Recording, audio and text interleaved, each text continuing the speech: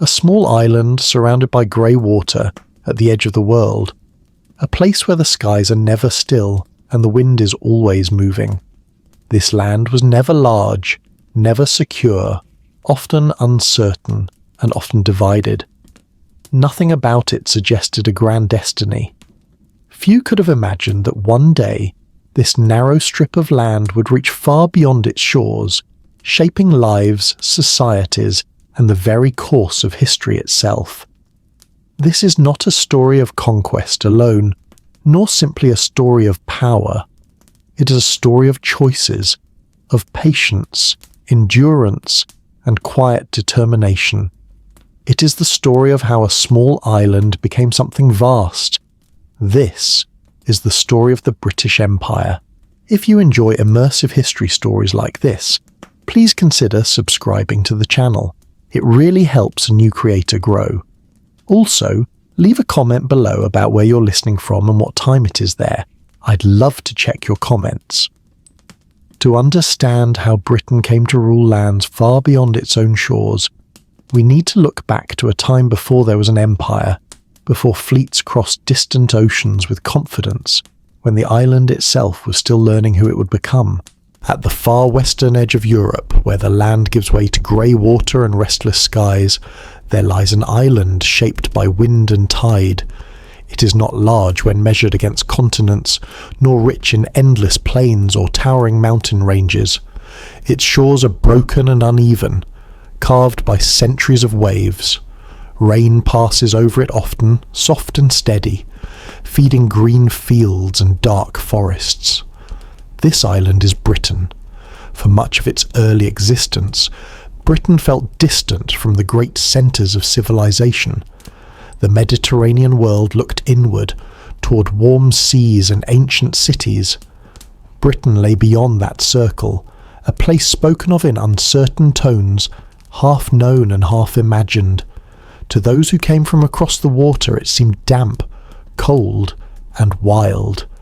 To those who lived upon it it was home, divided and familiar, yet always vulnerable. Water surrounded Britain on all sides. It protected, but it also isolated. Narrow channels and rough seas made travel difficult, yet never impossible. From the earliest days, the sea was both a boundary and a promise. It kept dangers at bay for a time, but it also carried strangers to its shores. Traders, raiders, settlers, all arrived by water. Britain could never turn away from the sea, even when it wished to. Before any idea of empire, the island was a patchwork. Tribes ruled small territories, their loyalties bound to kin, land, and memory. Kingdoms rose and fell quietly, often forgotten beyond their valleys and rivers. Power was local. Life was shaped by seasons and survival. The land gave what it could, and the sea took what it wished. When Rome arrived, it brought roads, walls, and order imposed from afar. Stone replaced timber, and law replaced custom, at least on the surface. For a time, Britain became part of something larger than itself. Roman soldiers stood watch at the edge of the known world, facing north into lands they never fully conquered. Villas and towns appeared, and the island learned the rhythms of empire from a distance. But Rome did not stay. When the legions withdrew, they left behind silence as much as stone. Roads cracked, towns thinned, authority faded. Britain didn't fall in a single moment. It drifted into uncertainty. Without Rome's protection, old divisions returned. New dangers emerged from the sea. The island entered centuries where survival once again became the central concern. Saxons crossed the water and settled. Later came the Vikings, their longships cutting through fog and surf, appearing suddenly along coasts and rivers. They burned, traded, ruled, and moved on. Each arrival reshaped the island slightly, leaving language, law, and blood behind. Britain absorbed invaders not by resisting forever, but by enduring. Throughout these centuries, the sea remained the great constant. It brought fear, but it also offered escape. It carried news, goods, and ideas long before it carried certainty. The people of Britain learned to watch the horizon. They learned that isolation was never complete, and safety was never permanent. Slowly, painfully, order returned in fragments. Kingdoms grew stronger, borders hardened, crowns became more than symbols. Yet even as England began to take shape as a unified land, it remained small. Its fields were narrow, its population modest, its voice quiet beside the great powers of Europe. France lay just across the water, larger, wealthier, more deeply rooted in continental affairs. Spain and Portugal looked south and west, already reaching toward distant oceans and unknown lands. The Holy Roman Empire loomed vast and complicated. Compared to these, Britain seemed limited, almost fragile. And yet the island endured. Its rulers learned caution early. Land wars were costly and uncertain. Armies were expensive. Borders could shift with a single defeat. But the sea offered something different. It could be controlled, studied, mastered. Ships could travel where armies could not. Power could move without occupying land. Trade could flow without conquest, at least at first. Britain's geography shaped its thinking. Being surrounded by water meant learning to live with it, rather than fight it. Harbours became lifelines. Fishermen became sailors. Merchants became navigators. Over generations, the sea ceased to be merely a threat. It became a teacher. The island's limitations also became a kind of discipline. Britain could not rely on endless farmland or overwhelming numbers. It had to adapt. It had to innovate. Authority centralized not through ease, but through necessity. Law, crown, and custom intertwined because chaos was always close at hand. There was no clear moment when destiny shifted. No single ruler stood and declared a future of global power. Instead, choices accumulated quietly. A ship built here, a port fortified there, a law passed, a navy expanded, a risk taken, each decision small on its own, yet part of a larger pattern forming beyond anyone's full understanding. Britain learned to look outward because inward options were limited. The horizon became less frightening and more inviting. What lay beyond the grey water was no longer only danger, but possibility. Still, at this early stage there was no empire, only survival. No vision of ruling distant lands, only the need to protect home. The island remained divided by class and region, shaped by faith and conflict, haunted by memory and hope. And yet, beneath it all, a question slowly began to form, though no one asked it aloud at first. How could such a small island, often uncertain and often divided, come to exert power far beyond its shores? How could a land once shaped by invasion and withdrawal grow into something vast and enduring? The answer did not arrive quickly. It unfolded over centuries, carried by ships and laws, ambition and fear, faith and force. It rose with confidence and fell with exhaustion. It left marks that still linger across continents and oceans. This story begins not with empire, but with an island standing at the edge of the world, watching the sea and learning, slowly, quietly, how to move beyond its shores. After Rome faded into memory, Britain did not settle into peace. The island entered a long age of movement, shaped by arrival and resistance, by those who came across the sea and those who learned to endure them. Power shifted often, rarely resting in one place for long. The land remembered conquest, and its people adapted. From the east came the Anglo-Saxons, crossing narrow waters in small boats, bringing families, customs, and new tongues. They did not arrive as a single force, but as many groups, settling where land allowed and pushing aside what remained of Roman order. Over time, their language spread across the countryside, replacing Latin with something rougher and closer to the soil. small kingdoms formed, each ruled by its own king, each defending its borders with care and suspicion. Christianity returned slowly, carried by monks and missionaries rather than soldiers. Stone churches rose where wooden halls once stood. Faith became a quiet thread connecting these divided lands, offering shared meaning even as kingdoms remained separate. Still, unity remained distant.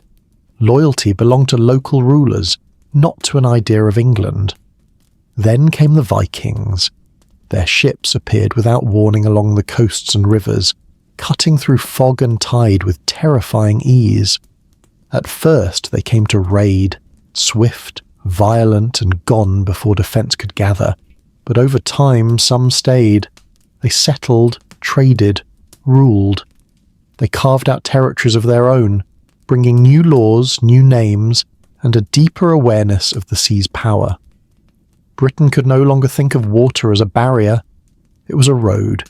Conflict between Anglo-Saxon kingdoms and Viking rulers lasted generations.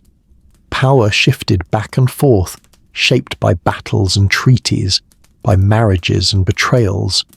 Out of this struggle emerged stronger kings, men who understood that survival required unity, even if imperfect. Slowly, the idea of a single kingdom began to take hold. By the early 11th century, England existed in name and form, though still fragile. Its kings ruled with effort, balancing noble families' regional loyalties and foreign threats. The crown was respected but not unchallenged. Authority was personal, dependent on strength and reputation. Law existed, but it varied from place to place, shaped by custom rather than command. Then in 1066, the island faced another turning tide. Across the Channel in Normandy, a claim was made to the English throne. When the Norman forces crossed the sea, they did so with clear purpose and careful planning. Their victory reshaped England in ways no invasion before had managed. This was not a raid, nor a settlement alongside existing power. It was a replacement. The Norman conquest did more than change rulers. It altered the structure of authority itself. Land was redistributed. Nobles were replaced. Castles rose across the countryside, symbols of control and permanence. The new ruling class spoke a different language, carried different customs, and understood power as something to be organised and enforced. For the first time, England was ruled as a system. The crown became the centre of authority, not merely the strongest among many, but the source of law and order. Land was held in service to the king. Loyalty was measured, recorded, enforced. The monarchy began to extend its reach beyond personal relationships, creating institutions that could outlast any single ruler.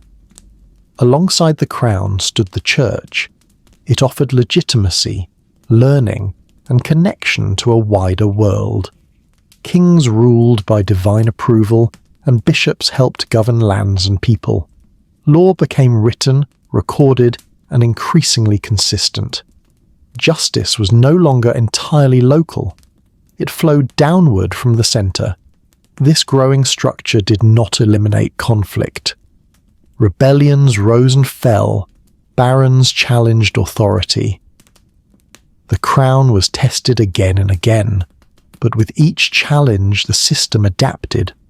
Power became less fragile, less dependent on one individual's strength. England was learning how to govern itself. The island was still small, its ambitions remained close to home, yet something fundamental had changed. For the first time, England possessed a centralised monarchy, capable of planning beyond immediate survival. It could collect taxes, raise armies, enforce laws, and maintain order across its territory. This mattered more than anyone yet understood. A unified kingdom could think in longer terms. It could look outward without fear of collapse from within. Law, crown, and church formed a foundation sturdy enough to support future expansion, even if that future was not yet imagined. The sea still surrounded England, and threat still arrived upon it. But now there was coordination in response. Fleets could be organised, harbours protected, trade encouraged under royal authority. The island was no longer just reacting to the world. It was beginning, slowly, to engage with it. Before there was an empire, there was order. Before global ambition, there was unity hard-won through invasion and adaptation. England's past had taught it resilience, but its present was teaching it structure. The kingdom that emerged from these centuries of struggle was not yet powerful in the wider world, but it was stable, and in that stability lay the quiet beginnings of something far larger than anyone standing on those green fields and grey shores could have imagined. With the kingdom now more firmly held together, England began to look outward, not with certainty, but with unease. Across the narrow strip of water to the south lay France, larger, richer, and endlessly entangled with England's fate. The channel that separated them was narrow enough to cross in a day, yet wide enough to shape centuries of conflict. What happened on the continent could never be ignored, and for generations England was drawn again and again into wars that were not fully its own. These wars with France were long, exhausting, and often inconclusive. Claims to land and crowns overlapped, tangled by marriage and inheritance. Kings believed honour and survival demanded action. Armies crossed water, marched through foreign fields, and bled for causes that grew harder to justify with time. Victories were celebrated, defeats mourned, but neither brought lasting resolution. The struggle that later became known as the 100 Years' War was not a single unbroken conflict. It unfolded in waves, rising and falling over decades, touching generations who never knew peace with their southern neighbour. Battles were fought far from English soil, yet their cost was felt deeply at home. Taxes rose, fields were left untended, families waited for men who never returned. At moments, England tasted triumph. Skilled commanders and disciplined forces won famous victories that echoed across Europe. For a time, it seemed possible that England might carve out a lasting presence on the continent. But each gain proved fragile. Land won through force was hard to hold. Supply lines stretched thin. Alliances shifted. What was taken in one generation was lost in the next. Slowly, a hard truth began to settle in. England could fight land wars, but it could not dominate them forever. The island lacked the manpower and resources of continental powers. Every army sent abroad weakened defences at home. Each campaign drained the crown's treasury and tested the loyalty of nobles and common people alike. The land beyond the sea resisted control, no matter how fiercely it was contested. As England struggled with this reality, other nations were discovering a different path to power. To the southwest, Portugal sent ships along the coast of Africa, edging farther into the unknown with each voyage. Spain followed, bold and ambitious, driven by faith and fortune. Their sailors crossed vast oceans, returning with stories of lands unlike any known in Europe. Gold, spices, and strange goods began to flow into Iberian ports. Wealth arrived not through conquest of neighbouring fields, but through mastery of distant waters. These kingdoms had turned their gaze outward, beyond Europe entirely. England watched carefully. It lacked the early momentum of Spain and Portugal, but it learned from their example. It saw that oceans could connect worlds just as easily as they separated them. Sea routes offered access to trade without the burden of holding land. Ships could move where armies could not, carrying influence quietly, persistently. At the same time, the wars with France continued to teach their lessons. Victory on land was costly and temporary. Control of the sea, however, offered flexibility. Ships could strike, withdraw, defend, and trade. A fleet could protect the island while projecting power beyond it.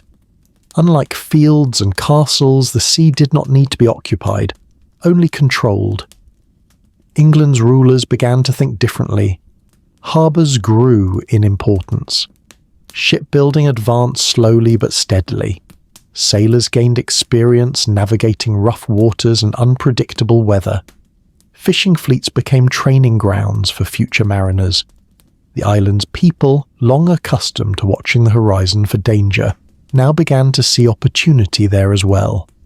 This shift was not sudden, nor was it guided by a single vision.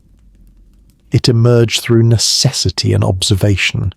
Each failed continental campaign pushed England closer to the water.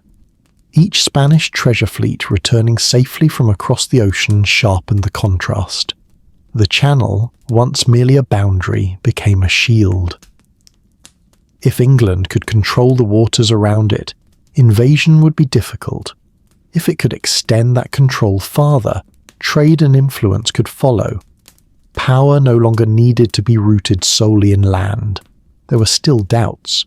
Ships were expensive. Storms destroyed fleets as easily as enemies did.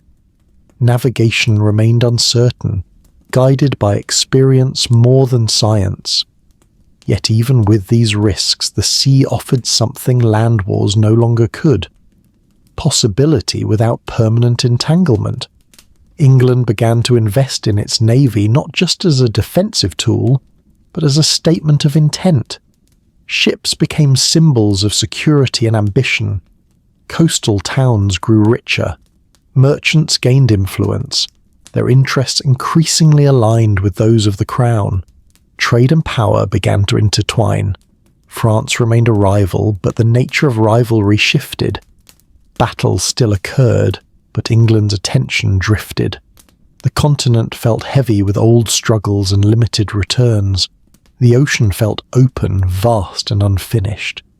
This change in outlook did not yet create an empire. England still lacked overseas territories of real size or permanence, but it had discovered a direction. The sea was no longer simply endured, it was studied, respected, and slowly mastered. By turning away from endless land wars and toward maritime strength, England chose a path shaped by its geography and history. An island would rule not by fields and fortresses alone, but by sails and navigation, by ports and patience. The future of England would not be decided solely on battlefields in France. It would be written on the water carried by wind and tide, moving steadily outward from those familiar grey shores into a wider world just beginning to come into view. The turn toward the sea prepared England for change, but it did not yet give it confidence. That came later through upheaval at home and danger from abroad. In the 16th century, England was transformed not only by ships and sailors, but by fire, political, religious, and personal. It was an age shaped by strong wills and lasting consequences, an age that burned away old ties and forged new ones. At the centre of this transformation stood the crown. When Henry VIII came to power, England was still bound tightly to the rhythms of medieval Europe. Faith flowed through Rome, authority was shared between king and church, tradition moved slowly, reinforced by centuries of belief and obedience. Henry did not set out to shatter this world, but his desires and fears eventually forced his hand. The break with the Catholic Church was not only a matter of doctrine, it was about control. By severing England's ties to Rome, Henry placed ultimate authority in his own hands. The crown became not just the head of state, but the highest power within the church itself. Monasteries were dissolved, their wealth flowing into royal hands. Lands changed ownership, old loyalties were tested. This rupture sent shockwaves through English society. Faith had once united ruler and ruled within a shared structure beyond the island. Now religion became national, shaped by the crown's will. Resistance existed, quiet and open alike, but the direction was set. England would stand apart. With this separation came something else, strength at the centre. Royal authority deepened and widened. The king's reach extended into corners once governed by custom or clerical power. Law became more closely tied to the crown. Administration improved, not through gentleness, but through insistence. England became more tightly governed than it had ever been before. At the same time, attention returned to the sea. Henry understood that separation from Catholic Europe carried risk. England now stood isolated, viewed with suspicion by powerful neighbours who remained loyal to Rome. Invasion was a real threat. Protection could no longer rely solely on diplomacy or chance. It required preparation. Under Henry, shipyards expanded and fleets grew. Warships were no longer gathered only when danger loomed. They were maintained, planned, and improved. The beginnings of a permanent Royal Navy took shape. Ships became larger, stronger, and more heavily armed. Sailors trained not only to survive the sea, but to command it. The Navy was no longer an afterthought. It became an institution. When Henry died, he left behind a kingdom altered beyond recognition. The religious settlement remained unstable, swinging with each change of ruler. But the foundation of royal authority endured. The crown had proven it could reshape the nation's course. That foundation would be tested and refined under Elizabeth I. Elizabeth inherited a divided land, wary of religious conflict and foreign hostility. She ruled not through brute force, but through patience and careful balance. She understood the dangers England faced and the limits of its strength. Where others might have rushed into war, she waited. Under her reign, England found confidence. Trade expanded. Exploration increased cautiously. Privateers sailed with royal approval, testing Spanish dominance on the seas without open war. These voyages brought wealth and experience, and they sharpened England's understanding of maritime power. The sea was no longer merely defensive. It was a stage. Spain, meanwhile, stood as the greatest power of the age. Its empire stretched across oceans, fed by silver and gold. Its fleet was vast, its faith unyielding. To Spanish eyes, Protestant England was both a heretic threat and a tempting prize. Tension built slowly, like pressure beneath the surface. By the late 16th century, conflict became unavoidable. Spain prepared a massive fleet, intending to cross the Channel, land troops, and bring England back under Catholic rule. The threat was not only military but existential. England's independence, its faith, and its future all seemed to hang in the balance. In 1588, the Spanish Armada entered the Channel. What followed was not a single decisive clash, but a struggle shaped by weather, strategy, and endurance. English ships were smaller and more maneuverable. Their sailors were experienced, hardened by years at sea. They struck and withdrew, harassing rather than confronting directly. The sea itself played its part. Winds shifted. Storms scattered the great fleet. What had been assembled with immense effort and confidence began to unravel. Ships were lost not only to enemy fire but to the relentless force of nature. When the Armada finally retreated, it did so broken and diminished. England had survived. The victory was more than military, it was psychological. A small island had faced the mightiest empire of the age and endured. Fear gave way to belief. England no longer saw itself as merely defending against the world. It began to imagine shaping it. Elizabeth's reign did not create an empire overnight, but it lit something lasting. Confidence spread through the court, the navy, and the merchant class. The sea felt less hostile, more familiar. The idea that England could compete, perhaps even surpass, other powers no longer seemed impossible. This moment marked England's arrival on the global stage. Ships sailed farther, ambition grew steadier. The crown, the navy and commerce aligned more closely than ever before. Power flowed outward from the island, carried by wood and sail, by discipline and daring. The Tudor Fire burned hot and fast, reshaping England's identity. It left behind a nation more centralised, more confident, and more outward-looking than any that had existed on those shores before. The island at the edge of the world had found its voice, and it was beginning to speak across the seas. As the echoes of Tudor confidence settled into something quieter and more deliberate, England did not rush toward conquest. There were no grand declarations of empire, no immediate attempts to rule distant lands by force. Instead, the next phase of expansion arrived softly, carried not by soldiers, but by merchants. At the turn of the 17th century, England looked outward with caution and calculation. The great powers of Spain and Portugal still dominated vast overseas territories, their empires built on conquest and tightly guarded routes. England lacked both the strength and the desire to challenge them directly.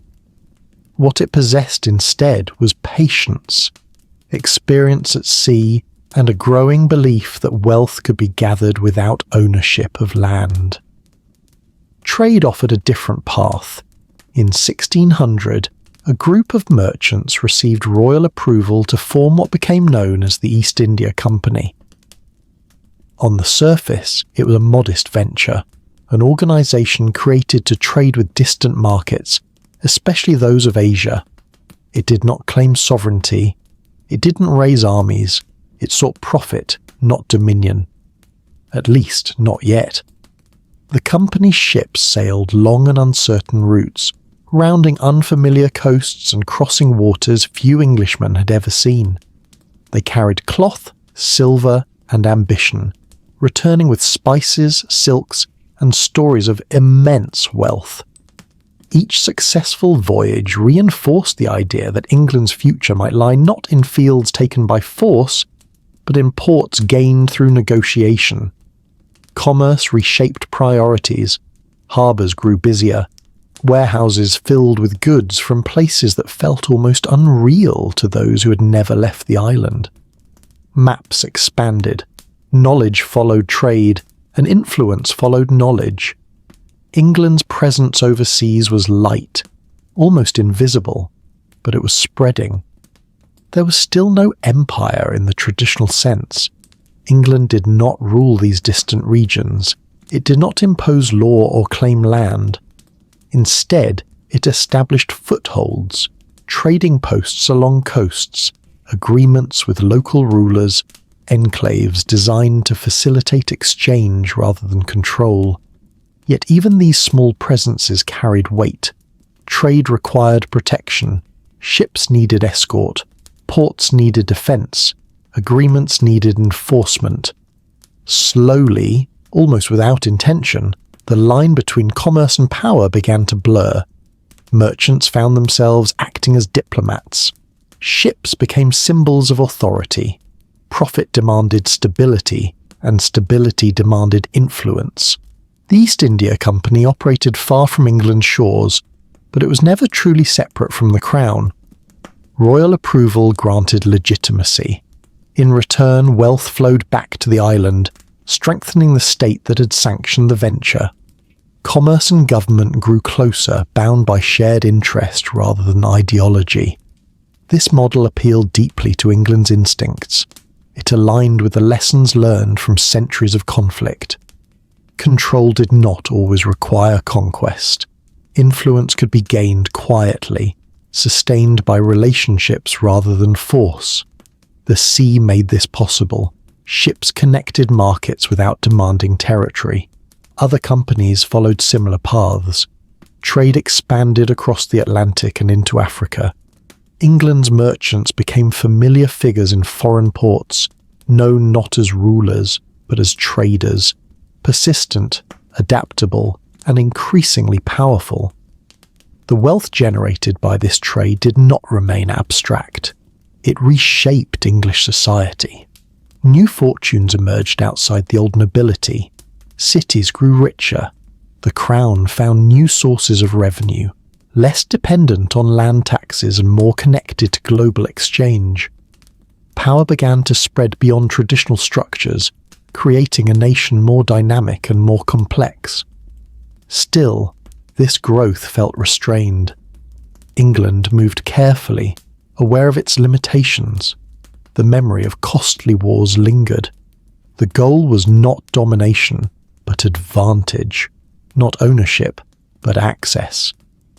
Yet beneath this restraint, something deeper was forming. Trade created dependencies. Local rulers who benefited from English goods began to rely on continued exchange. Disputes required resolution. Competition with other European traders intensified. In distant ports, rival interests collided quietly, sometimes violently. Commerce did not eliminate conflict, it simply changed its form. Each time the East India Company defended its interests, it stepped slightly beyond trade. Each time it negotiated from a position of strength, it exercised authority. These actions were small, isolated, and often justified as necessary. But together, they marked a shift. Power was growing, not loudly, not dramatically, but steadily. England itself felt little of this transformation at first. Life on the island continued much as before. Fields were worked, laws debated, faith contested. Yet beneath the surface, the nation's relationship with the wider world was deepening. Decisions made in London began to carry consequences thousands of miles away. This was the empire before it knew its name. Trade had opened doors that conquest could not. It had created a network rather than a territory, influence rather than rule. But networks have weight, and influence has momentum. Once established, they resist withdrawal. England had chosen a path that felt safer, smarter, and more restrained than those of earlier empires. But even restraint carries consequence. The quiet growth of commerce was laying foundations that would one day support something far larger than trade alone. For now the ships sailed, the profits returned, and the illusion of distance remained. England was still a nation of merchants more than masters, traders more than rulers. But the balance was shifting, slowly and almost imperceptibly, as power learned to travel the same routes as profit, across the sea, toward a future not yet fully imagined. Trade had carried England outward, but trade alone could not satisfy every ambition. As the 17th century unfolded, a quiet shift took place. Temporary ports and distant agreements began to feel uncertain. Profits depended on stability, and stability, it seemed, required something more permanent. Slowly, cautiously, England began to plant itself beyond the sea. The first colonies were not born of confidence, but of hope mixed with desperation.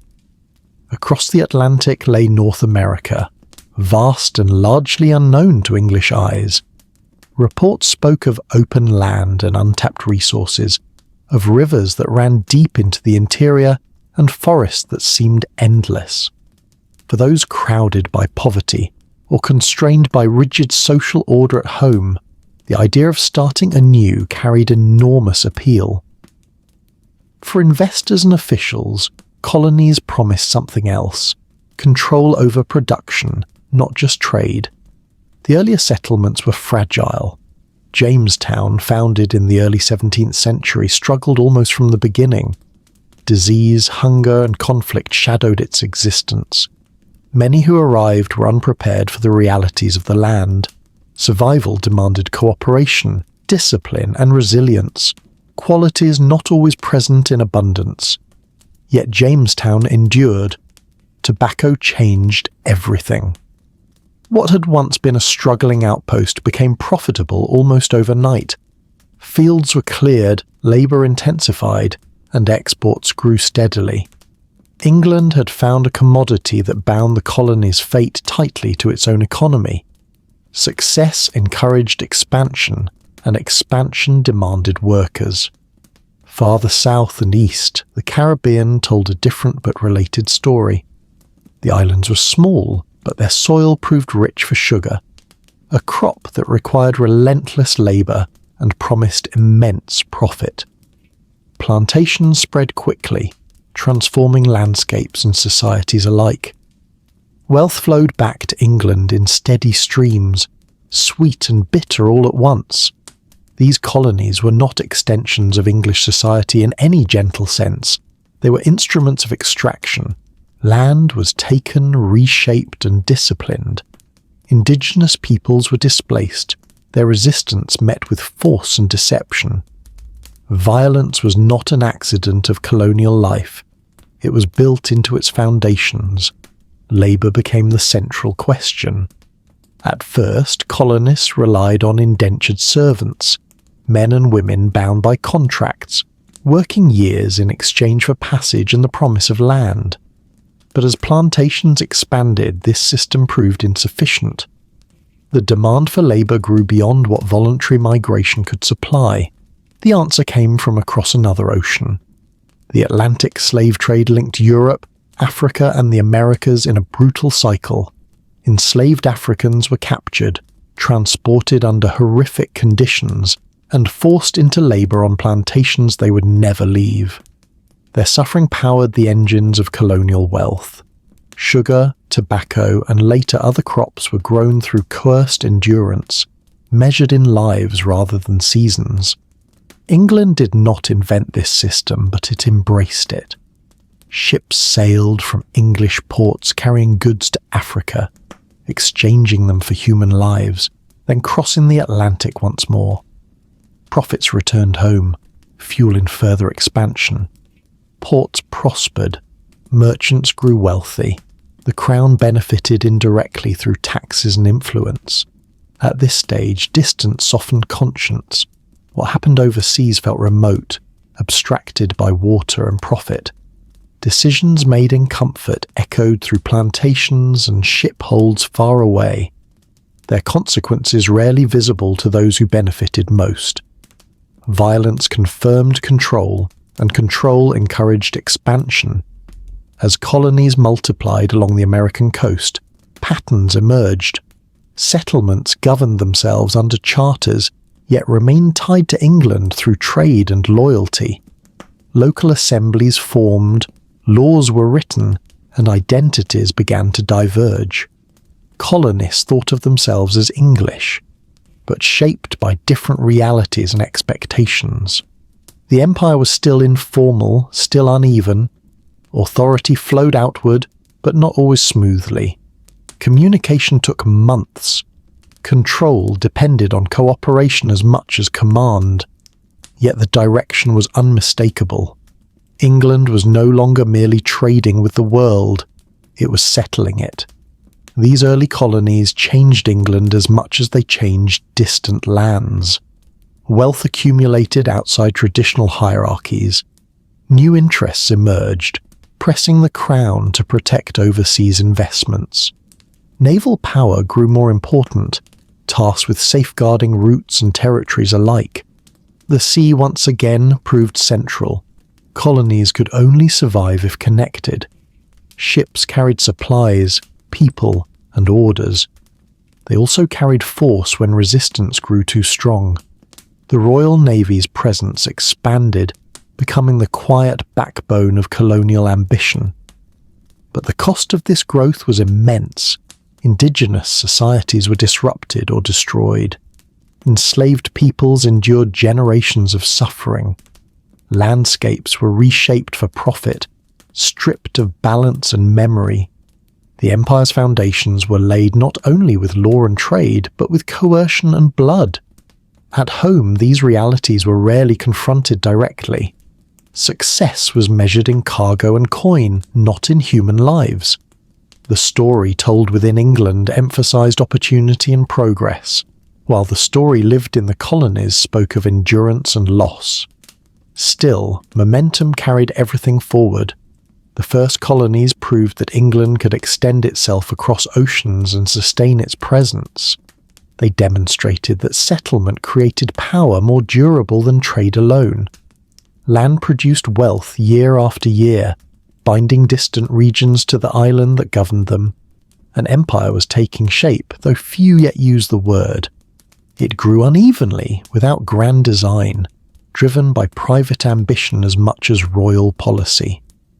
It expanded through labour extracted under force, through systems that rewarded distance from consequence. Violence was not always visible, but it was always present. By the end of this period, England was no longer simply a maritime nation trading at the edges of the world. It had become a colonial power, its reach extending deep into foreign lands and lives. The choices made during these early settlements would echo far into the future, shaping both the strength and the burden of what was still to come. The empire had begun to grow roots, and once rooted, it would not easily be undone. By the middle of the 18th century, Britain was no longer a quiet participant in global affairs. Its ships crossed every major ocean. Its colonies stretched along distant coasts. Its merchants and officials were embedded in ports and markets, far from the island's grey shores. With this expansion came rivalry, inevitable, relentless, and increasingly global. Above all others, one rival stood in Britain's path: France. The struggle between the two powers had deep roots. For centuries, they'd competed for land, influence, and prestige in Europe. Now, that rivalry spilled outward, carried across oceans and continents. North America, the Caribbean, India, and the seas between them became theatres in a single sprawling contest. This was no longer about a border or a crown. It was about the shape of the world. In North America, British and French settlements pressed against one another, divided by forests and rivers rather than clear lines. Each side built alliances with indigenous nations, trading goods and promises for loyalty and support. Skirmishes flared in distant valleys, small in scale yet heavy with consequence. Local conflicts echoed into imperial capitals, pulling entire empires into confrontation. In the Caribbean, islands changed hands like pieces on a board. Sugar plantations, immensely valuable, became prizes worth fighting for. Fleets clashed in warm waters far from Europe, their outcomes affecting markets and morale at home. In India, rivalry took on a different form. The decline of older empires created openings that European powers rushed to fill. Trading companies, backed quietly by their governments, maneuvered for advantage. Alliances were forged and broken. Influence shifted through negotiation as often as through force. What happened there felt distant to many in Britain, yet the stakes were enormous. All these tensions converged into a single, devastating conflict: the 7 Years' War. It was the first war to be truly global. Fighting erupted in multiple continents almost simultaneously. Armies marched through forests and fields, while fleets hunted one another across vast oceans. Decisions made in London and Paris shaped events thousands of miles away, often with little understanding of local realities. Britain entered the war with hard-earned lessons behind it. Land wars alone would not secure lasting victory. Control of the sea would. The Royal Navy proved decisive. British ships disrupted enemy supply lines, blockaded ports, and protected trade routes. Maritime dominance allowed Britain to move troops and resources where they were needed most, while denying the same freedom to its rivals. The sea became not just a pathway, but a weapon. On land, British forces found success where strategy aligned with naval support. In North America, key territories fell after sustained pressure and coordination. French power weakened, stretched thin by distant commitments and limited resources. The balance slowly tipped.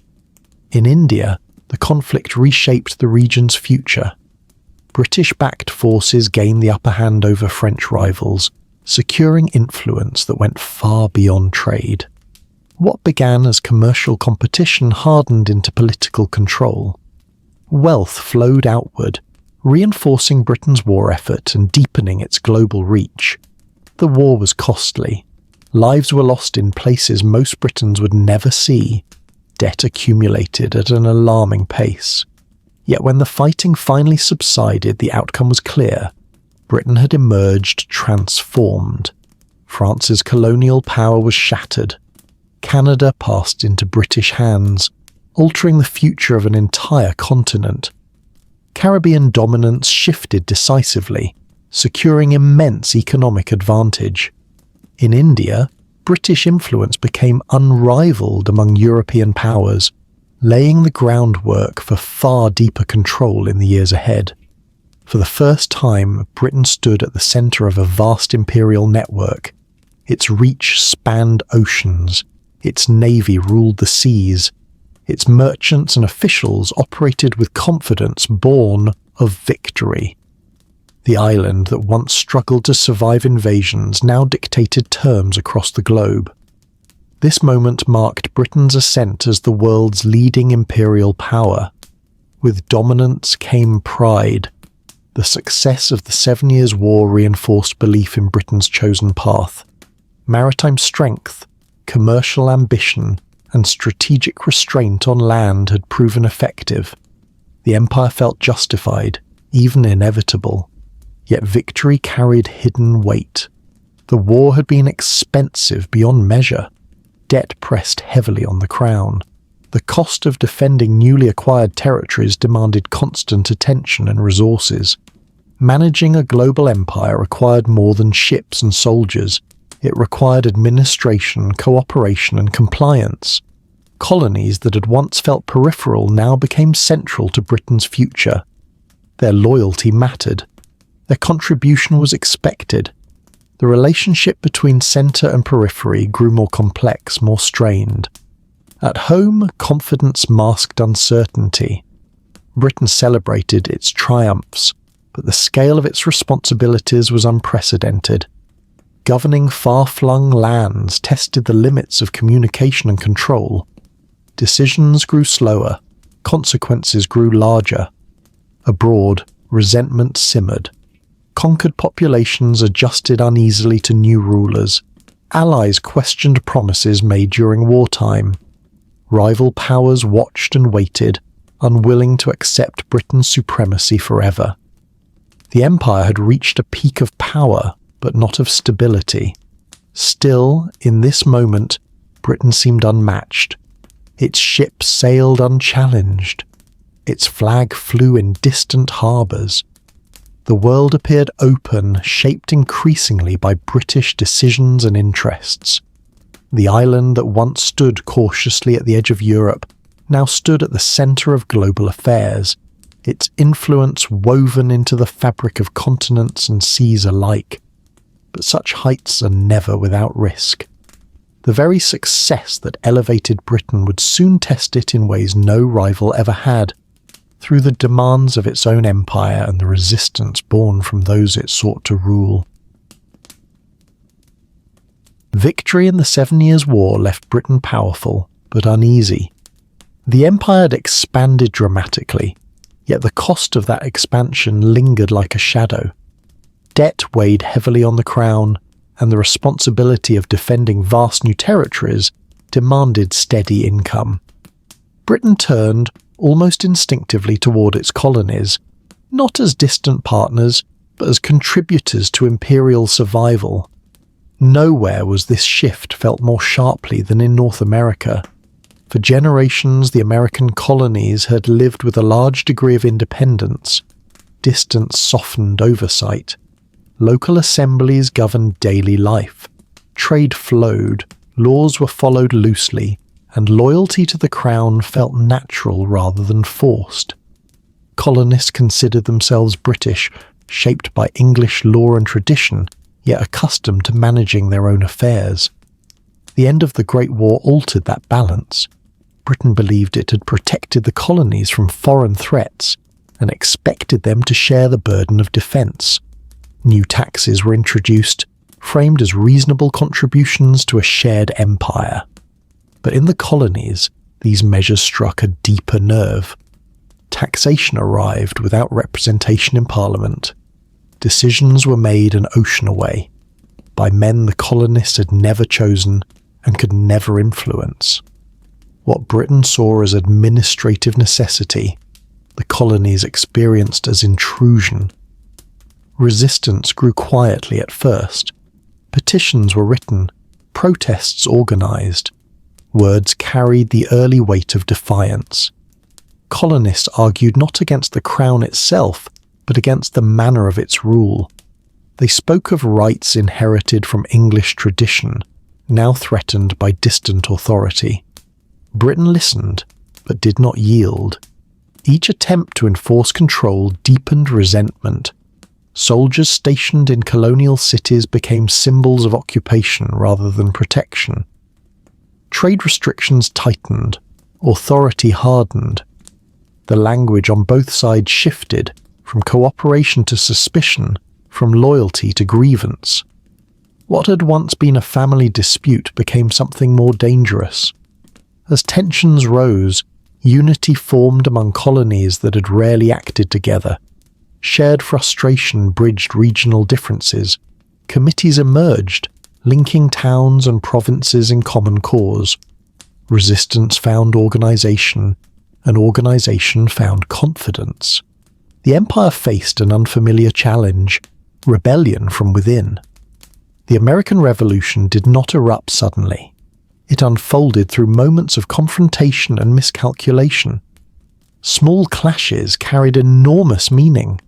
Compromise grew harder as trust faded. Britain underestimated the depth of colonial resolve, viewing unrest as temporary disorder rather than a fundamental break. When war came, it came reluctantly, yet decisively. Britain possessed the world's most powerful navy and a professional army seasoned by global conflict. On paper, victory seemed assured. The colonies lacked unity, resources, and experience. Yet war is shaped by more than strength alone. Distance once again played its part. Supplying armies across the Atlantic proved slow and costly. Communication lagged. Decisions arrived too late or without full understanding of conditions on the ground. The very geography that had protected Britain now limited its reach. The colonists fought not for expansion, but for survival and self-rule. Their motivation ran deep, fueled by belief rather than obligation. Familiar landscapes favoured their tactics. Support from rival powers, eager to weaken Britain, quietly tipped the balance. As the conflict dragged on, British confidence eroded. Victories brought no lasting peace. Each suppression seemed to strengthen resistance elsewhere. The war drained resources and attention at a time when the empire was already stretched thin. In 1776, the colonies declared independence. The declaration itself did not end the war, but it marked a point of no return. What had begun as protest was now separation. The language shifted from reform to creation, from restoring rights to building something entirely new. For Britain, this was unthinkable. Losing the American colonies meant more than surrendering land. It meant losing the empire's heart in the Atlantic world. These were not distant possessions acquired through conquest. They were settlements grown over generations, tied by language, law, and memory. When the war finally ended and independence was secured, the loss cut deeply. Strategically, it weakened Britain's position in the Western Hemisphere. Economically, it disrupted established trade networks. But the greatest impact was psychological. The empire, once confident in its permanence, now faced proof of its limits. The idea of empire itself was shaken. Britain was forced to confront a new reality. Colonies could resist, organise, and succeed. Authority was not absolute. Control was not guaranteed. Distance could empower defiance as easily as it enabled rule. At home, reflection followed shock. Some questioned imperial policy. Others hardened their views, determined never to repeat such a loss. The empire did not retreat inward. Instead, it recalibrated. The focus shifted. If the Atlantic colonies had been too independent, too familiar, then future expansion would need firmer control. Authority would be clearer, power more centralized, loyalty less assumed and more enforced. The loss of America did not end Britain's imperial ambitions, but it transformed them. What remained was an empire wounded, yet resolute. The lessons of failure would shape every decision that followed. Pride was tempered by caution. Strategy grew colder, more deliberate. The island nation had lost its largest colony, but it had not lost its desire for influence. Instead, it turned its gaze elsewhere, toward lands where resistance seemed manageable and opportunity vast. The American Revolution closed one chapter of empire, but it opened another, one defined by tighter control, deeper involvement, and consequences that would echo far beyond the shores where Britain's first empire had begun. After the loss of the American colonies, Britain did not pause for long. Grief and shock gave way to calculation. The empire had been wounded, but not defeated. Attention shifted steadily and deliberately toward the east, toward lands that had long been known through trade, rumour, and immense promise. India had always been present in Britain's imagination, distant yet familiar through cloth, spice, and story. For generations, the East India Company had operated along its coasts, trading under permission rather than command. Its presence had been careful, shaped by negotiation and restraint. But the balance of power within India itself was changing, and Britain watched closely. The Mughal Empire, once vast and commanding, was in slow decline. Authority weakened as regional rulers asserted independence. Courts grew divided, armies fractured. What had been a unified structure became a landscape of competing interests. Into this uncertainty stepped European traders, no longer content to remain neutral participants. The East India Company adapted quickly. Originally created for commerce, the company now found itself navigating politics as much as markets. To protect trade, it began to raise its own forces. To secure advantage, it forged alliances with local powers. Decisions once made in counting houses now carried consequences measured in territory and lives. The company did not set out to rule India in the name of Britain. It stumbled into power through opportunity and ambition, driven by profit rather than vision. Yet once authority was grasped, it proved difficult to relinquish. One moment came to symbolize this transformation: the Battle of Plassey. The battle itself was brief, almost anticlimactic compared to the scale of its consequences. Through a mixture of military action, betrayal, and careful planning, the East India Company secured decisive influence over Bengal, one of India's richest regions. Victory did not come from overwhelming force alone, but from understanding local divisions and exploiting them. With Plassey, the company crossed a line. Trade turned into governance. Influence hardened into control. Revenue was no longer earned solely through exchange, but through taxation and administration. The company became in effect a ruling power, private in name, imperial in function. Wealth flowed outward in staggering amounts. Bengal's resources were redirected to serve distant interests. Profits enriched company officials and investors back in Britain. Cities grew grander, estates expanded. The empire's financial centre of gravity shifted decisively eastward. India became central not only to Britain's economy, but to its identity as an imperial power. Yet this wealth came at a profound human cost. Administration focused on extraction rather than care. Traditional systems were disrupted. Local economies strained under new demands. When natural disaster struck, the consequences were magnified by policy and neglect. The Bengal famine stands as one of the darkest chapters of this era.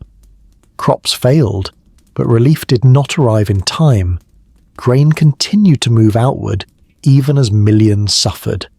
Decisions made far from the fields determined who lived and who did not. The famine was not an accident of nature alone. It was shaped by priorities, by the belief that markets should remain untouched, even in the face of widespread hunger. The suffering that followed revealed the cold distance between rulers and ruled, between profit and responsibility. India's transformation under company rule was swift and uneven. Railways and administration would come later. For now, control rested on military force, local alliances, and economic pressure. The East India Company governed vast populations, with limited understanding and even less accountability. And as the company's rule hardened into empire, a new kind of control, wires, rails, and paperwork, waited just beyond the horizon. Britain itself remained at a distance. For many on the island, India existed as an abstraction, a source of wealth and prestige, spoken of with pride and mystery. The realities of rule were softened by distance and filtered through reports that emphasized success over suffering. Yet India could not be ignored. Its size, its population, and its wealth demanded attention. Gradually, the British state became more involved, overseeing and eventually absorbing the company's authority. What had begun as private enterprise was becoming public empire. India earned its title as the jewel of the crown, not because it was cherished, but because it was indispensable. It funded armies, it balanced budgets, it sustained Britain's global reach at a time when rivals watched closely. Without India, the empire would have struggled to maintain its dominance, but jewels carry weight. Governing India required constant effort. Resistance simmered beneath the surface. Cultural misunderstandings deepened. Every decision rippled across a vast and complex society. The empire's moral contradictions became impossible to fully conceal. Britain's power in India was immense, yet fragile. It depended on cooperation, compliance, and force in uneasy balance. The more central India became, the more exposed the empire grew to the consequences of its rule. Turning east had preserved Britain's imperial ambition after the loss of America. It had restored confidence and expanded influence beyond anything previously imagined. But it also bound the empire to a land whose history, complexity, and resilience would challenge every assumption of control. India was no longer a distant market. It was the heart of the empire's future and the source of its greatest trials. As Britain settled into its new role as ruler rather than trader, the empire reached a new height of power, even as the foundations beneath it grew heavier and more strained. The jewel shone brightly, but its weight would shape everything that followed. With India secured at the centre of imperial power, Britain entered an age of vast expansion. The empire no longer grew in fragments or experiments. It spread with momentum carried by confidence, wealth, and a belief that its presence brought order to a restless world. Across Africa, Asia, and Australia, British influence extended steadily, linking distant lands into a single, sprawling system. This expansion did not happen all at once, nor did it follow a single design. It unfolded through treaties and conflicts, through negotiation and coercion, through moments of restraint and sudden force. Some territories were settled by migrants seeking land and opportunity. Others were drawn in through strategic necessity, claimed to protect trade routes or secure rival borders. At the same time, Britain itself was changing. Cities grew denser and louder. Work shifted from fields into mills and workshops. Industry demanded raw materials in vast and steady quantities, and the empire supplied them. Cotton, metals, and food flowed inward, While manufactured goods flowed outward again, empire and industry fed one another, quietly accelerating Britain's global reach and deepening its dependence on distant lands. Australia became one such place.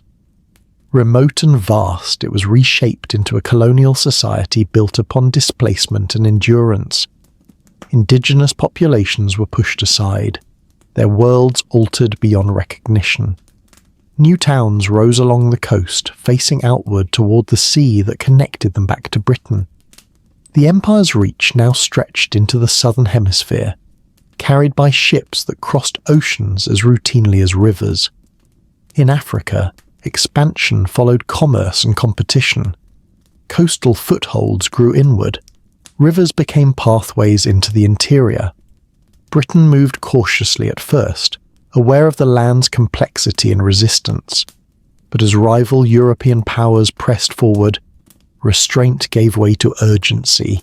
Control became a matter of prestige and security as much as profit. Lines were drawn quickly, often without knowledge of the land or societies they crossed. Agreements made in distant capitals reshaped lives on the ground, binding diverse communities into new and often uneasy arrangements. Asia, beyond India, saw similar patterns. Strategic ports were secured, trade routes protected, influence extended where opportunity allowed. Each addition to the empire brought new responsibilities and new tensions, yet withdrawal rarely felt like an option. What bound this vast expansion together was not only force, but infrastructure.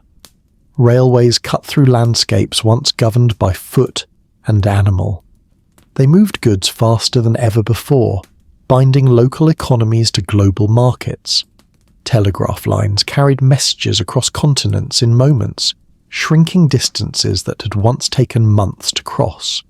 Decisions made in London could now reach colonial capitals with unprecedented speed. Law followed these lines of connections.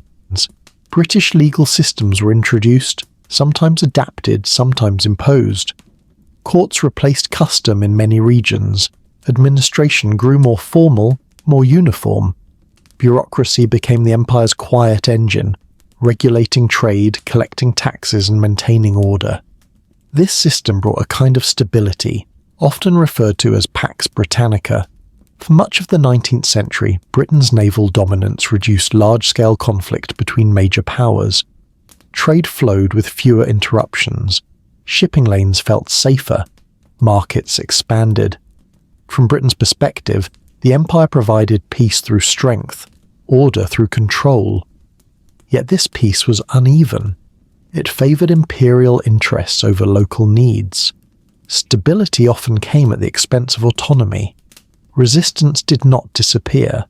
It adapted, waiting beneath the surface. While global war was avoided, smaller conflicts persisted. Uprisings, suppressions, quiet acts of defiance.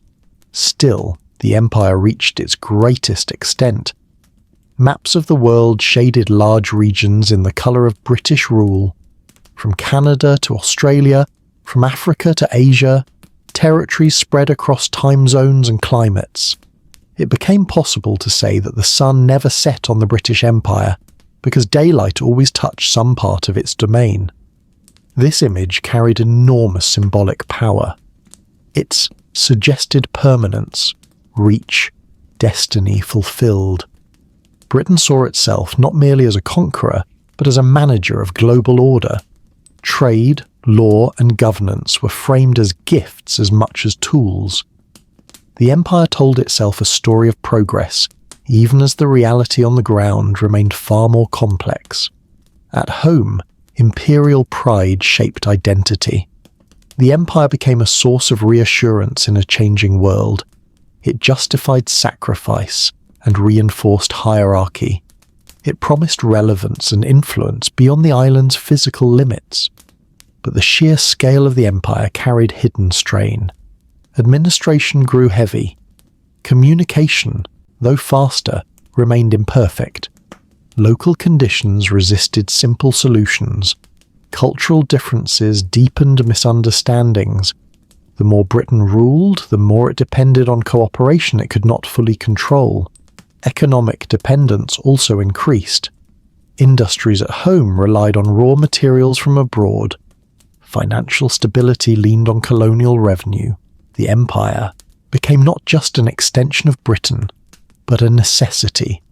And necessity narrows choice. As the empire reached its maximum territorial size, it appeared strong, confident, and secure. But beneath the surface, pressures accumulated. Governing such diversity required constant adjustment. Every gain brought new obligations. Every assertion of authority created new resistance. This sunlit image of global rule masked shadows of uncertainty. Britain had built an empire of extraordinary reach, held together by ships, rails, wires, and law. It had achieved what once seemed impossible for a small island at Europe's edge. Yet the very systems that sustained this dominance would soon test its limits. For now, the empire stood at its height, vast, interconnected and powerful, its influence stretching round the globe, its future still imagined as endless, even as the weight of that ambition quietly began to press inward. Across Africa, resistance followed a different rhythm but carried the same weight. As Britain extended its reach into the continent's interior, local societies resisted encroachment in ways both open and subtle. Some fought with weapons and warriors, others with refusal and withdrawal. Treaties were signed and broken. Promises were made and reinterpreted. Imperial rule pressed forward regardless. Military expeditions subdued resistance when negotiation failed. Boundaries were drawn with little regard for existing cultures or histories. Administration followed conquest, reshaping societies to fit imperial logic. In some regions, even conflicts between settlers and imperial authority revealed how fragile control could become. Africa became a place where the empire's contradictions were laid bare. British authority claimed stability while relying on force. It spoke of peace while enforcing compliance. Resistance did not disappear. It adapted, retreating into memory and quiet, defiance, waiting for moments of weakness. Closer to home, resistance took a different form. Ireland had long been bound to Britain through conquest and law, yet never fully absorbed. Cultural, religious, and economic divisions ran deep. Land ownership favoured absentee landlords. Poverty persisted alongside resentment. Calls for reform grew louder, then sharper, unfolding across decades rather than moments. Irish demands were not for distant autonomy, but for recognition and fairness within the empire's framework. Yet Britain's response often wavered between concession and repression. Each failure to address grievance deepened mistrust. National identity hardened around opposition to imperial rule. Unlike distant colonies, Ireland could not be managed through distance. Its unrest touched Britain directly, unsettling the belief that the empire was secure even at its core. As resistance rose across continents, the empire's response became increasingly uniform. Force replaced persuasion. Military presence expanded. Laws grew stricter. Surveillance deepened. Authority relied less on consent and more on control. The empire did not abandon its ideals, but it enforced them with sharper edges. Pride played its part. Britain believed deeply in its global role. It saw itself as a stabilizing power, bearing responsibility for lands it ruled. Admitting weakness felt dangerous. Concession seemed like invitation to further challenge. Each act of resistance was met not only as a threat, but as an insult to imperial authority. Yet the more force was used, the more fragile the empire became. Violence silenced opposition temporarily, but it did not erase memory. Each suppression planted seeds of future resistance. Each assertion of dominance deepened the divide between ruler and ruled. The empire had reached a stage where it could not easily retreat, yet could not fully control what it governed. Its vastness, once a symbol of strength, now complicated every decision. Local unrest demanded attention, yet global balance required restraint. Resources were stretched. Moral certainty wavered. Power was still immense, but it no longer felt effortless. By the end of this era, the British Empire remained intact, but changed. It was no longer held together by shared interest or quiet cooperation. It endured through presence and pressure, through the constant reminder of authority. The sun still shone on its territories, but shadows lengthened. Resistance had shown that empire was not destiny, but struggle. Pride had preserved control, but at the cost of trust. The foundations remained, yet cracks had formed, visible to those who looked closely and impossible to fully ignore. The age of unquestioned imperial confidence was over. What followed would test not only Britain's power, but its endurance, as the world moved toward challenges no empire could meet unchanged. At its greatest height, the British Empire appeared confident and unshakable. Maps coloured in imperial red suggested order and permanence, a world arranged and maintained by distant authority. Yet beneath this surface of control, tension gathered quietly. The empire's vast reach demanded obedience, and obedience was never given freely. As power expanded, so did resistance. Nowhere did this tension erupt more violently than in India. By the middle of the 19th century, British rule there had grown rigid and intrusive. What had once been managed through local alliances and gradual influence was now enforced through direct administration. Laws reshaped daily life. Customs were challenged or dismissed. Economic systems were reorganized to serve imperial needs rather than local stability.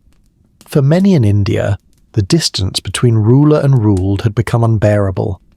In 1857, unrest among Indian soldiers employed by the British ignited a wider uprising. What began as mutiny spread rapidly, fueled by long-standing grievances.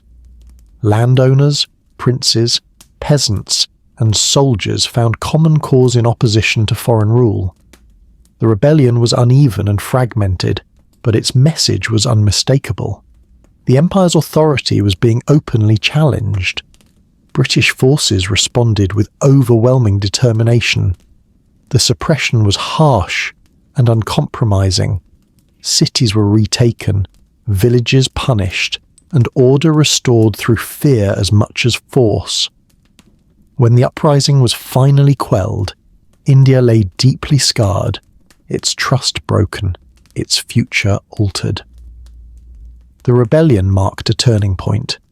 The East India Company was dissolved, its rule deemed too reckless, too detached from responsibility. Authority passed directly to the British Crown. India became not merely a possession, but the empire's most closely guarded domain.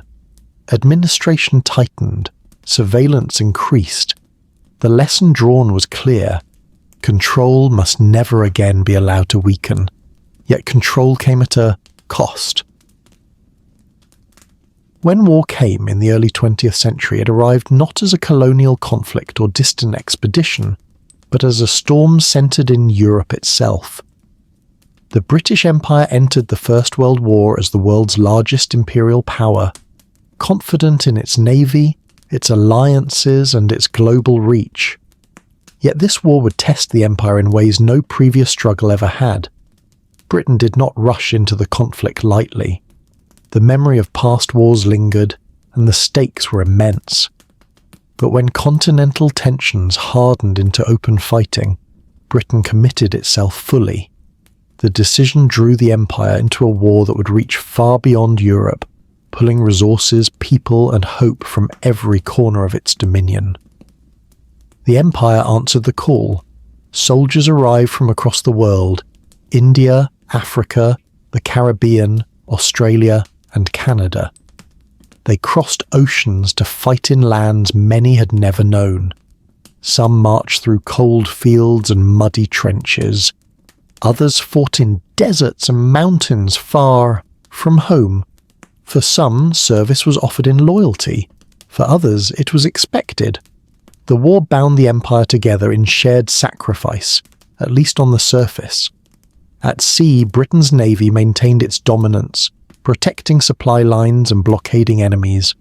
Control of the water once again proved vital. Merchant ships carried food, weapons, and men across dangerous routes, tying distant colonies to the survival of the island at the empire's centre. On land, the war took on a different character. Industrial warfare consumed lives at a scale previously unimaginable. Trenches stretched across fields once cultivated for peace. Battles unfolded slowly, grinding forward with devastating cost. Victory was measured not in sweeping triumphs, but in endurance, by how long armies could hold, suffer, and continue. Britain bore this cost heavily. The war demanded constant mobilization. Factories shifted to produce weapons. Fields were worked under strain. Cities lived with shortages and grief. Families waited for letters that did not always arrive. The empire's wealth and manpower were poured into a conflict that offered no easy resolution. Colonial societies felt the strain as well. Resources were redirected, labour was extracted, promises were made in the language of unity and shared purpose. In many places, participation in the war was seen as proof of loyalty, and as an investment in a more equal future within the empire. When victory finally came, it arrived quietly, weighted by exhaustion rather than celebration. Britain stood among the victors, its enemies defeated. Yet the price paid had been immense. Millions were lost. Entire generations were marked by trauma and absence. The financial burden was staggering. Debt accumulated not only in numbers but in obligation, to veterans, to families, to a society forever altered. The empire emerged from the war weakened. Its economy strained under the weight of borrowing. Its industries struggled to return to peace. Confidence wavered. The resources that once sustained expansion were now consumed by recovery and repair. For the colonies, the war changed perspective. Many had contributed loyally, believing service would be rewarded with recognition or reform. They had fought and died for an empire that promised unity and purpose. In return, they saw little change. Authority remained centralized. Control persisted. The distance between ruler and ruled felt unchanged, despite shared sacrifice. Questions began to surface. If the empire could demand loyalty in war, could it continue to deny autonomy in peace? If colonial soldiers had bled alongside British ones, why were their voices still excluded from decision-making?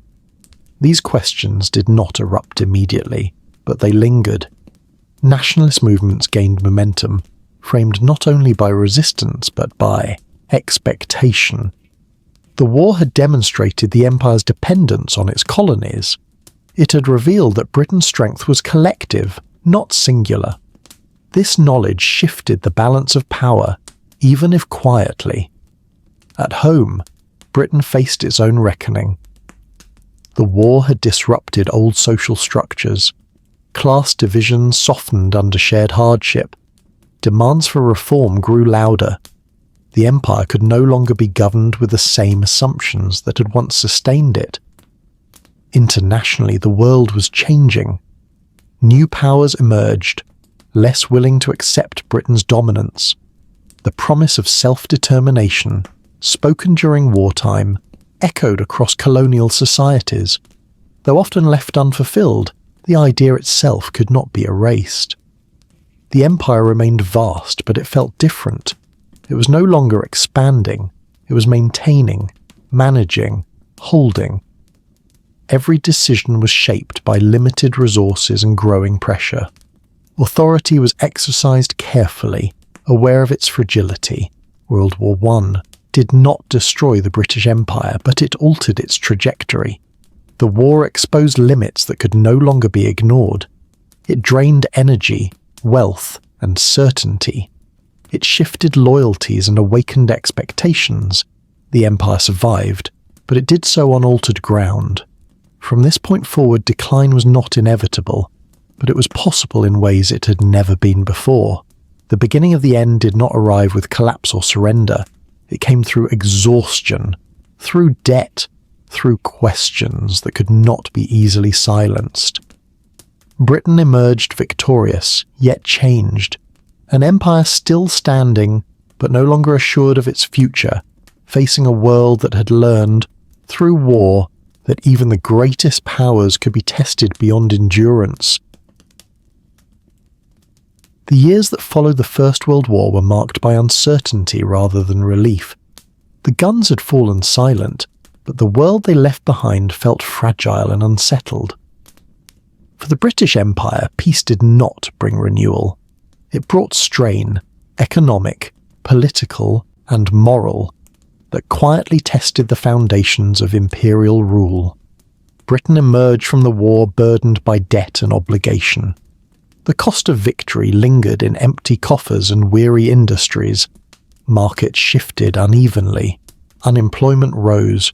Confidence in endless growth faded. The empire, once a source of wealth and stability, now required constant investment simply to function. Economic instability reached far beyond Britain's shores. Colonial economies, long shaped to serve imperial needs, struggled as global demand fluctuated. Prices fell, trade slowed. Communities dependent on export crops suffered deeply. The promise that empire would ensure prosperity rang hollow in many regions, replaced by frustration and doubt. As hardships spread, so did political awareness. Across the empire, nationalist movements gained momentum. Educated elites, veterans and workers alike began questioning the structures that governed their lives. The war had revealed Britain's vulnerability. It had shown that imperial power was not absolute. This realization emboldened voices that once spoke cautiously or not at all. In India, resistance took on a new form. Under the leadership of Mohandas Gandhi, opposition to British rule shifted toward non-violent resistance. Gandhi's approach rejected armed conflict in favor of moral pressure. Through marches, boycotts, and acts of civil disobedience, he sought to expose the contradictions of imperial authority.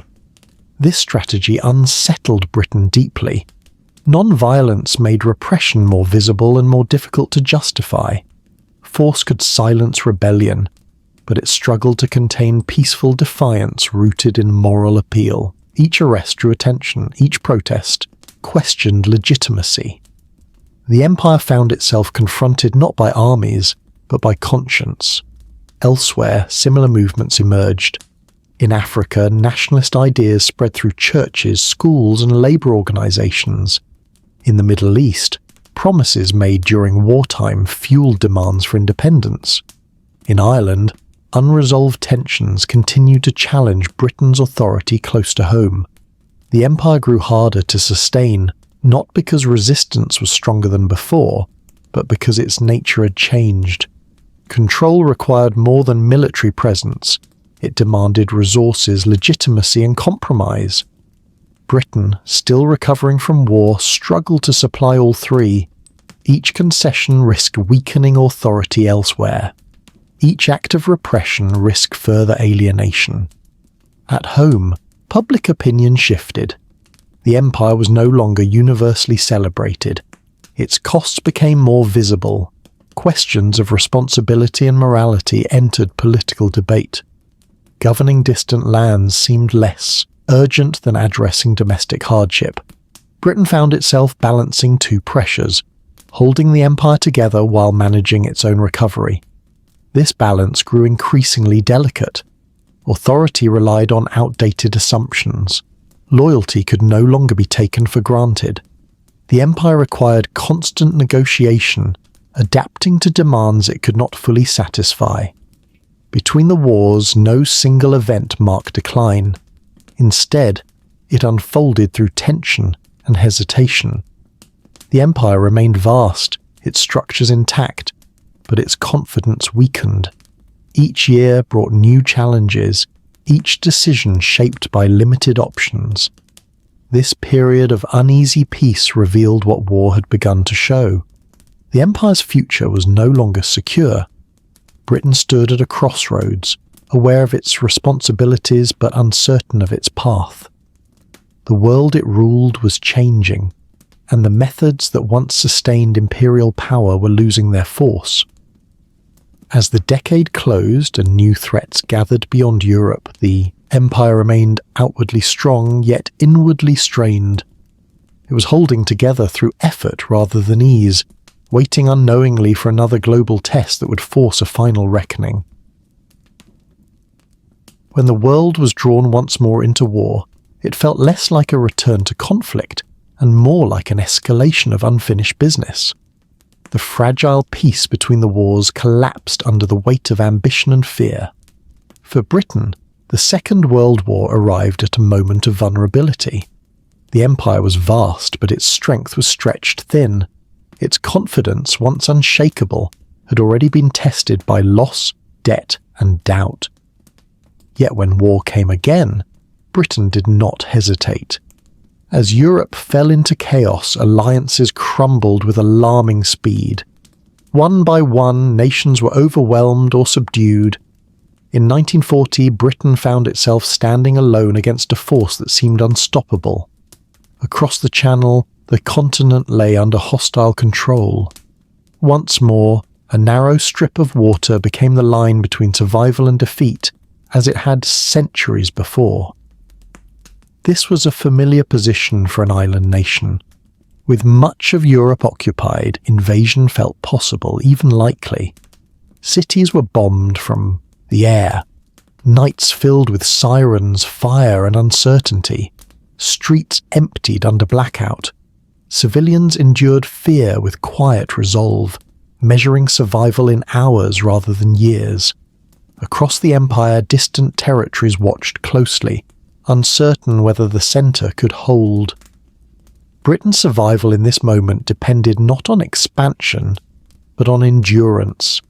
The navy guarded the seas, keeping lifelines open across dangerous waters. The air became a new battlefield, contested fiercely above fields, towns, and coastlines. Industry shifted entirely toward war. Factories worked without pause. Resources were rationed. Every effort was directed towards survival. Once again, the empire was drawn fully into the struggle. Men and materials arrived from across imperial territories. Soldiers, sailors, and airmen served far from home. Raw materials and food crossed oceans under constant threat. The war bound the empire together through necessity, even as the idea of empire itself was being quietly reshaped by the conflict. Victory did not come easily or quickly. Britain fought on through years of hardship, sustained by determination and the belief that surrender was unthinkable. The struggle expanded across continents and oceans, consuming lives and resources on a scale that left little untouched. When allies returned to the fight, balance slowly shifted. The tide turned, not through sudden triumph, but through relentless effort. When the war finally ended, Britain stood among the victors once again. But this victory felt different. The cost had been overwhelming. Cities lay damaged. Industries were exhausted. Infrastructure was strained. Debt had grown beyond anything previously imagined. The empire had survived the war, but it had done so by expending nearly everything it had left. The illusion of imperial invincibility was gone. During the war, a new reality had taken shape beyond Britain's shores. The United States, once a distant former colony, had emerged as the dominant industrial and military power. Its resources seemed vast, its influence global. Britain, though respected and victorious, could no longer compete on equal terms. Leadership of the world had shifted quietly but decisively. The war also transformed expectations across the empire. Colonies that had once again answered Britain's call did so with growing awareness of their own strength. They had fought for freedom abroad while remaining constrained at home. They had endured sacrifice while promises of reform remained uncertain. The language of liberty, spoken so often during the war, echoed loudly in peace. The idea that empire was permanent could no longer be sustained. Britain now faced difficult choices. Rebuilding the nation required focus, investment, and social reform. Maintaining the empire demanded resources Britain no longer possessed. The balance that had once sustained global rule, wealth from abroad, authority at home, had collapsed under the strain of total war. World War II proved to be the empire's final test, not because Britain failed, but because it succeeded at too great a cost. The war confirmed Britain's resilience and resolve. It also exposed the limits of imperial power in a changed world. Global leadership now depended on economic scale, industrial capacity, and political influence beyond Britain's reach. The age of empire was giving way to a new order shaped by different forces. Britain emerged proud but diminished. Its flag still flew across continents, but authority felt provisional. Control relied more on habit than strength. The empire could no longer depend on force or tradition alone. The world had moved on, shaped by war into something less tolerant of domination and more conscious of self-determination. Victory preserved Britain's honour, but it sealed the empire's fate. The island nation that had once ruled the seas now faced a future defined not by command, but by adjustment. The torch of global leadership passed not in defeat, but in transition. Quiet, undeniable, and irreversible. The final test had been endured.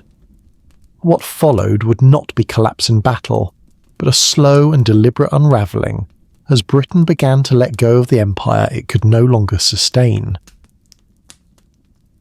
The end of the Second World War did not bring a return to the old imperial rhythm. Instead, it marked the beginning of a long release. Britain emerged victorious, but exhausted beyond recovery.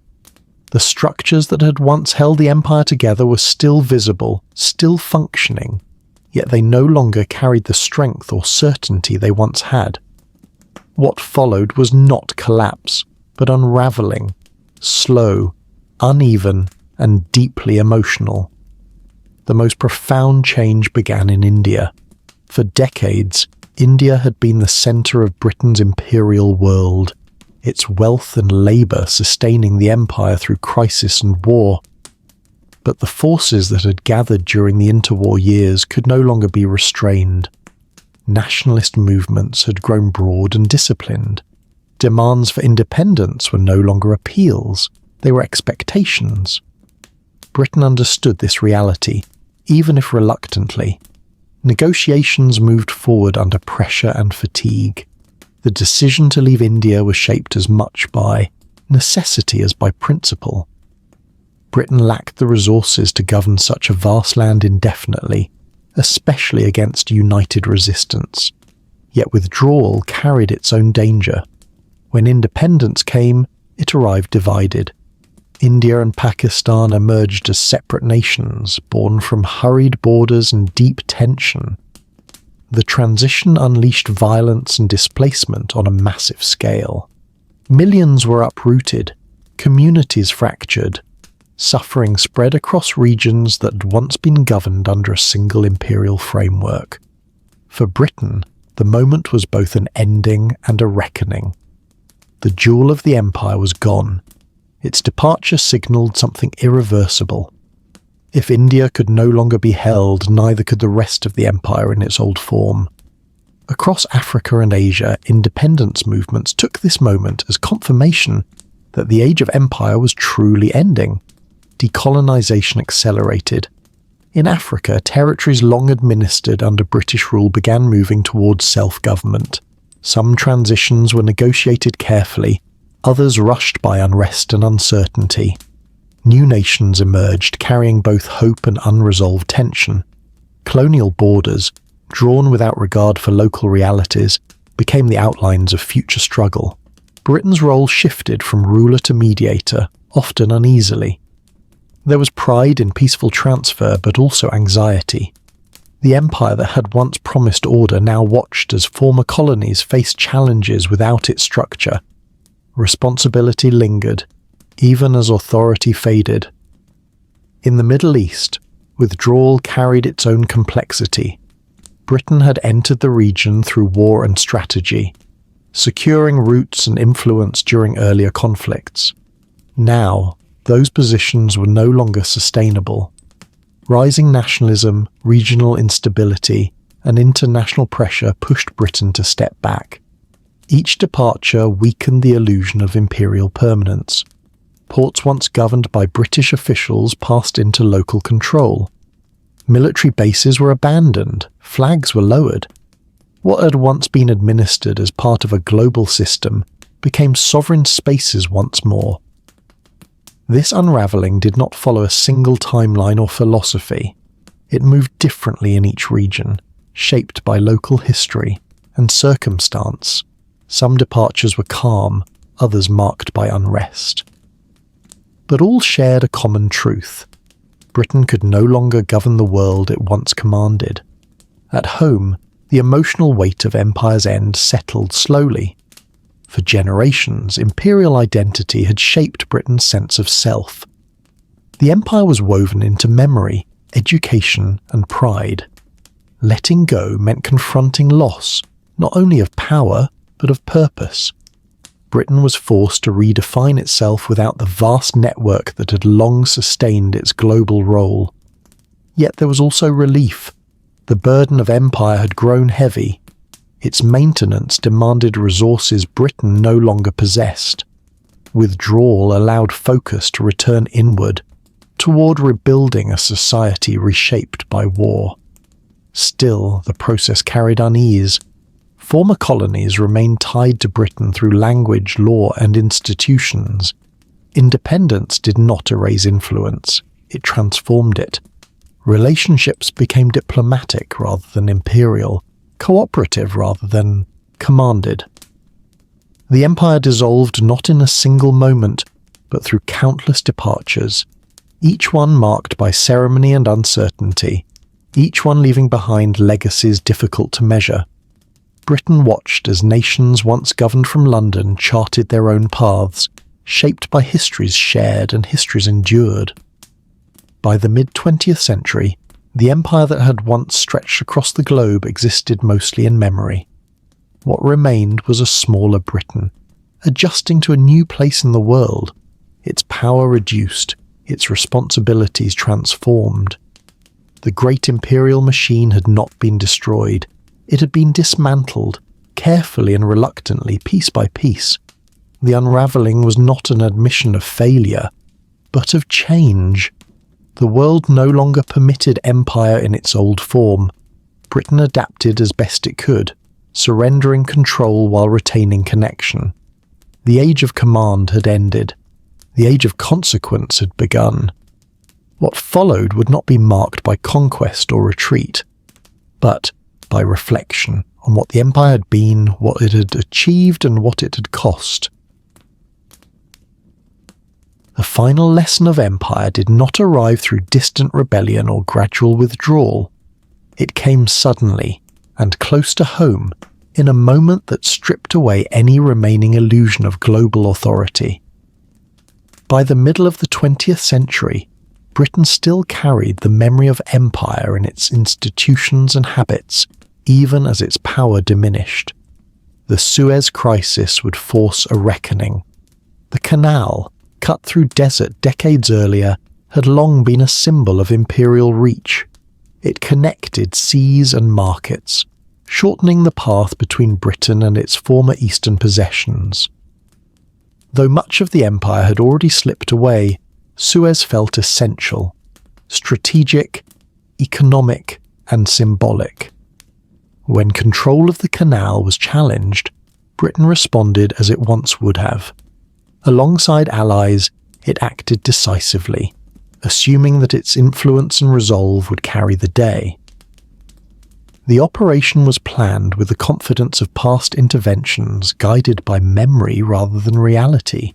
Britain still, thought of itself as a global power capable of shaping events through force. The world responded differently. International pressure mounted quickly, led not by old rivals but by new powers. Economic leverage replaced military confrontation. Britain found itself isolated, its actions constrained by forces it could not ignore. The message was unmistakable. The age of independent imperial action was over. The crisis ended not in victory, but in withdrawal. For Britain, the impact was profound. Suez shattered the remaining belief that empire could be preserved through decisive action. It exposed how far Britain's influence had receded and how dependent it had become on allies for support and legitimacy. The moment was quiet, but final. After Suez, Britain no longer pretended to lead the world. It accepted slowly and reluctantly its new reality, a nation among others, influential but no longer dominant. The habits of empire lingered, but their authority did not. What remained of Britain's global presence began to take a new form. The empire transformed into the Commonwealth, a network of independent nations linked by shared history rather than command. Membership was voluntary. Authority gave way to cooperation. The language of rule was replaced by the language of partnership. This transformation was neither simple nor complete. The legacy of empire did not dissolve with new names or structures. Old inequalities persisted. Memories of control and resistance remained close to the surface. Yet the Commonwealth represented an acknowledgement that the world had changed, and that Britain must change with it. Power now rested in influence rather than force. Britain's role shifted toward diplomacy, culture, and connection. Its global identity became quieter, less defined by possession, and more by participation. The island that had once ruled oceans now navigated relationships shaped by mutual interest and restraint. The end of empire did not come with celebration or ceremony. There was no single moment when the flag was lowered everywhere at once, no declaration announcing the close of an era. Instead, the empire faded into history through acceptance and adjustment. Britain confronted its past and its limits. It remained shaped by centuries of global reach, its language spoken widely, its institutions echoed across continents. Yet the power that had once enforced these connections was gone. What endured was influence, memory, and consequence. The British Empire did not fall in flames. It ended in quiet recognition, as the world moved beyond the age of empire and Britain learned slowly and deliberately to move with it. When the British Empire receded into history, it did not leave behind silence. It left echoes, quiet, persistent, and spread across the world. Long after the last colonies gained independence, the imprint of empire remained, woven into language, law, borders, and memory. Its legacy is not held in a single place, nor told in a single voice. It exists in fragments, shaped by both connection and conflict. Perhaps the most visible legacy is language. English travelled wherever British power reached. It arrived through administration and trade, through schools and courts, through ships and soldiers. Over time, it became a shared means of communication, across regions that had never spoken to one another before. It adapted to local rhythms, absorbing accents and expressions, becoming something broader than its origins. Today, English connects continents. It enables exchange, diplomacy, and culture on a global scale. For some, it opened doors to education and opportunity. For others, it replaced or diminished older languages, carrying with it the memory of imposed authority. Its presence reflects both unity and loss, a tool shaped by history rather than intention. Alongside language came systems of law and governance. British legal traditions were exported widely, establishing courts, procedures, and ideas of justice that still shape many nations. Concepts of parliamentary rule, civil administration, and legal rights were introduced as frameworks for order. In some places, these institutions provided stability and continuity after independence. Yet they were not neutral. These systems were designed to serve imperial needs. They often overrode local customs and structures, reshaping societies to fit distant priorities. While some elements endured as foundations for modern states, others created tensions between inherited institutions and lived realities. The empire also left its mark on the map. Borders drawn during imperial rule still define many nations today. These lines were often created for convenience or control, not for harmony.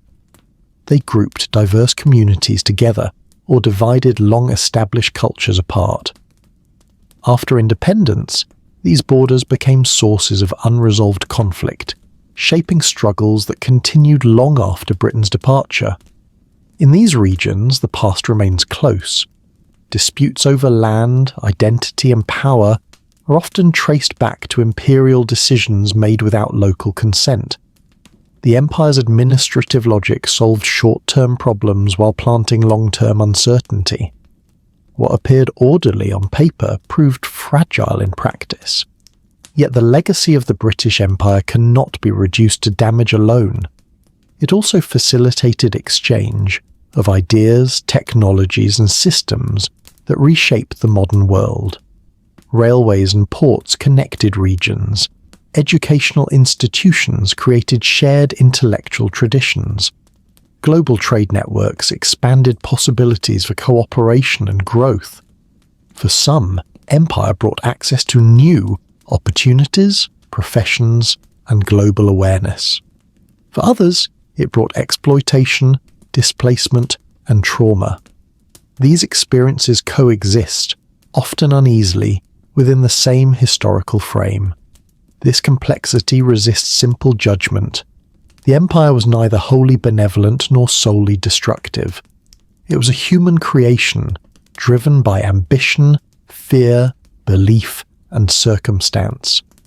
It achieved remarkable reach through organization and persistence, yet relied heavily on coercion and inequality. Its successes were inseparable from its suffering. Britain itself remains shaped by this inheritance. Its society carries influences drawn from across the former empire. Its global relationships reflect history shared and endured. The memory of empire informs national identity, sometimes with pride, sometimes with discomfort, often with uncertainty. For former colonies, the legacy is equally layered. Independence brought freedom and responsibility. Nations inherited institutions alongside challenges. The task of defining identity beyond empire required resilience and creativity. In many places, the past remains a presence, felt in governance, culture, and memory. The British Empire once believed itself permanent. It imagined order without end, authority without limit. History proved otherwise. What endured was not power, but consequence. The empire's true legacy lies not in territory held, but in the world it helped shape, connected, divided, and still negotiating the meaning of its past. Empires rarely end the way they expect to. The British Empire did not fall in flames, it faded as the world moved on.